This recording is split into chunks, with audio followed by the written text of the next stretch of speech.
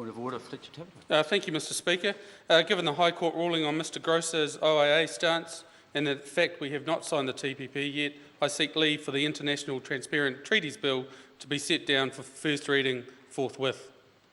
Is there any objection to the proposal? There is objection. Leave is not agreed to. Call on Members' Order of the Day number 1 again. Education Charter Schools Curriculum Amendment Bill. Interrupted debate on first reading. David Seymour. Mr Speaker, I rise on behalf of the ACT Party in opposition to this bill. Mr Speaker, we in this House have great privileges and a great deal of time and opportunity to use them.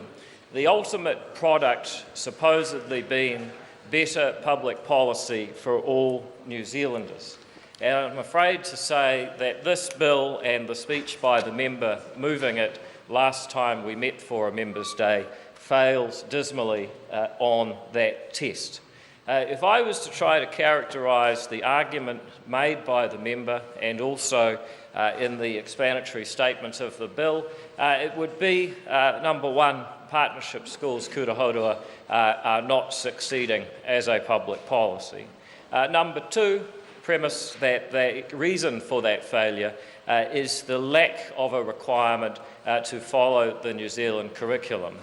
Conclusion, the passage of this bill might improve the policy partnership schools kura by forcing partnership schools to adopt the New Zealand curriculum. And in order to make this argument, the member gave a large amount of energy. I think it was a vein-popping speech that might have been aided by a little bit more brain and a little bit less heart, not to put too fine a point on it. But Mr Speaker, he tried to argue that there are a litany of failings, most of them imagined in his own mind, and these were a consequence, as his argument goes, of partnership schools kura not being required to follow the New Zealand curriculum. Mr Speaker, if I could just introduce one piece of information to this debate that shows how wrong that argument is, it would be this. Every one of the 9 partnership school kura currently in operation is voluntarily following Te Maurutanga or Aotearoa or the New Zealand curriculum. So if it is true that there are terrible problems with the partnership school model and terrible failings occurring, then it cannot also be true that the member's bill would help to alleviate those problems, because the remedy that the bill brings is already in place. So, Mr Speaker, the logic of the bill's introductory statement and also the argument made by the member in its failure in its introduction, I apologise, fails the very first and most basic test of logic. But let us suppose it was true that there were partnership schools not using the New Zealand curriculum or Te Maurutanga or Aotearoa. What specifically would this bill do? Well, Mr Speaker, primarily it would alter section 158G for golf, sponsors duties of the Education Act 1989, and specifically clause B, where it says a sponsor of a partnership school kura must ensure that the school delivers a curriculum that is in line with any foundation curriculum policy statements published under section 60A1AA. And we go to 60A1AA and we find that partnership schools kura, funnily enough, are required to follow foundation curriculum policy statements, which are statements of policy concerning teaching, learning and assessment that are made for the purposes of underpinning and giving direction.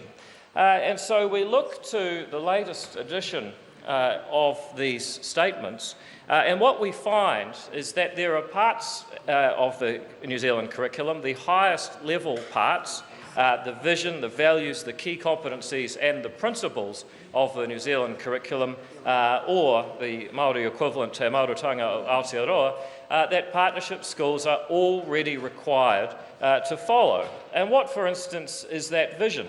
Well, young people who will be confident, connected and actively involved lifelong learners. What are those values? Excellence, innovation, inquiry and curiosity, diversity, equity, community participation, ecological sustainability, integrity and respect.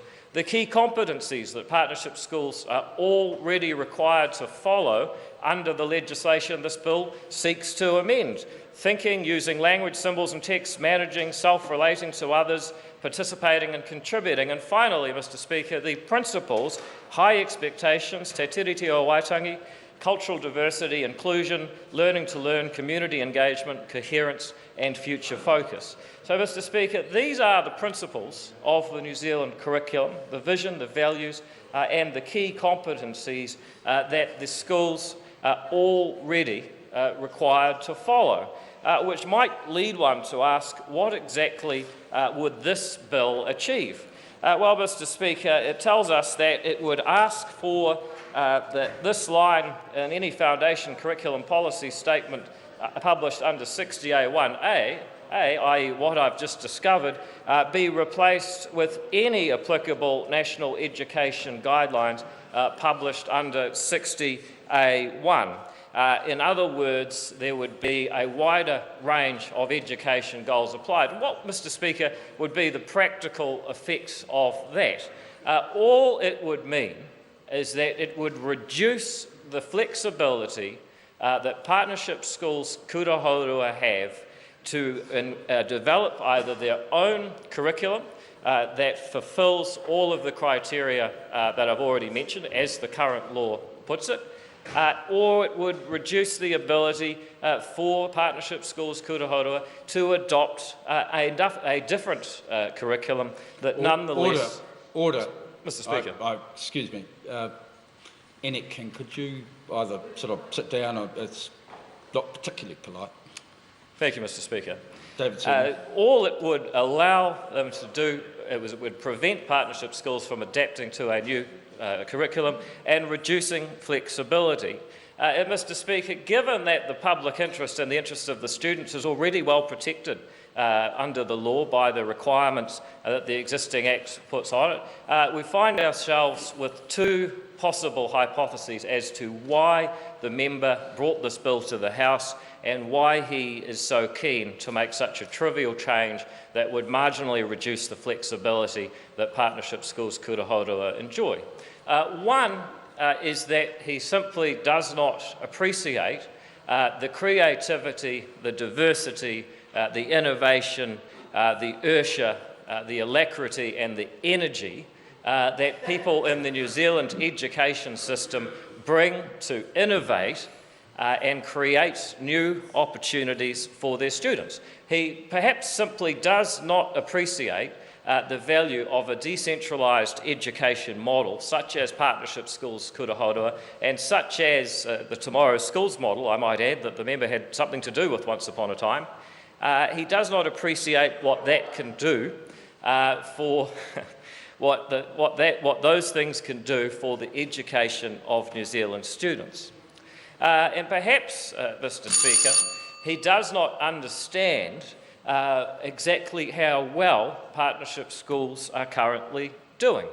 Perhaps, Mr Speaker, he is not aware that with one exception, which follows the New Zealand curriculum and whose operation would not be changed one bit by this bill, which has been well canvassed, every single partnership school kura haurua is performing at least slightly above average and in some cases well above the expectations that New Zealand generally has for kids that are at those schools. Mr Speaker, they are an outstanding success, and it's a pause for reflection that we consider another possible hypothesis for why the member brought this bill to the House, is that it was simply a stunt. And I tend to believe this version, Mr Speaker, because I watched the member shuffling his notes trying to work out what to say next when he made his introduction of the bill. I tend to believe that it is a stunt designed to create the impression that partnership schools need this bill, need to be forced to follow a curriculum, that they are not succeeding, when I've shown in this speech that none of those things are actually true. And it's an insight, Mr. Speaker, into New Zealand, and a very sad one, that an educational model, in fact a pilot of an educational model that seeks to do new things to engage kids who have not been well engaged in the system elsewhere, instead of being looked at as something that uses 0.1% of the education budget, that is trying something new, that is having overwhelmingly positive results, instead of celebrating that and embracing it, or at least giving it a chance, we choose to bring out the great Kiwi knocking machine and knock it down. I think that is a shame, and I oppose this bill. Thank you, Mr. Speaker. Chris